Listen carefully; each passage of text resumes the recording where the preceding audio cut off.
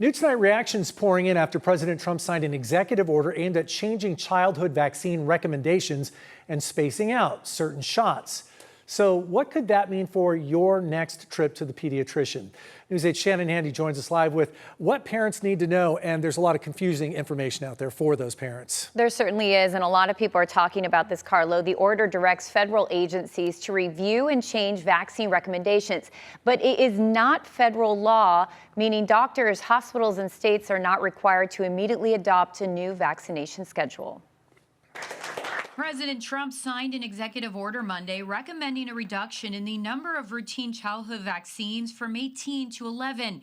The order also encourages states, when possible, to administer the measles, mumps, and rubella vaccine as 3 separate shots given at different visits. Together, there could be a possibility they're quite lethal, and separately, it looks like they are not at all lethal, but just very effective. The president called the move a major victory for parents and religious rights, but many medical experts are pushing back, including the American Academy of Pediatrics. What I expect to happen is there are going to be more confused and fearful parents that are going to be coming into the pediatrician's office to ask questions. The president has long raised concerns about whether the number and timing of childhood vaccines could be linked to autism. Doctors say decades of research have found no evidence of that. The link between these two has been studied thoroughly, as much as any other medical question, dozens of studies with millions of children in multiple countries, and there isn't a link that has been found thus far in all of these studies.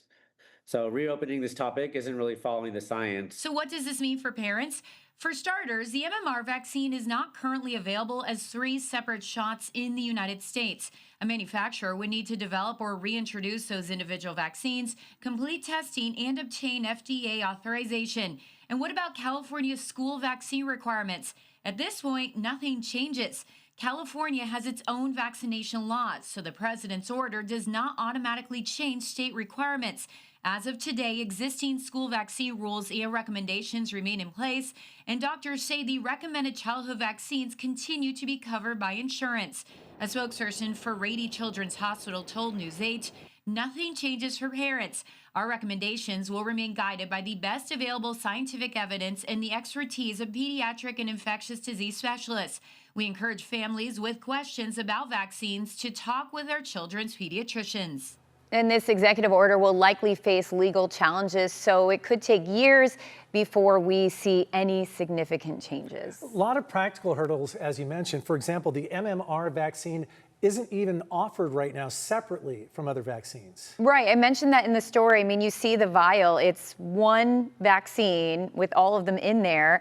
And again, it takes years to separate them out, to do the studies, to get the authorization. And so this is not going to be something immediate. And we wanted to make sure that parents knew what their options were, knew what to expect the next time they go to the doctor's office. But as Rady Children's Hospital said in their statement, if you have any concerns or questions, it's best to go and speak to your own doctor about your own situation to clarify any confusion. I'm sure they will be getting a lot of those phone calls. Thank you, Shannon.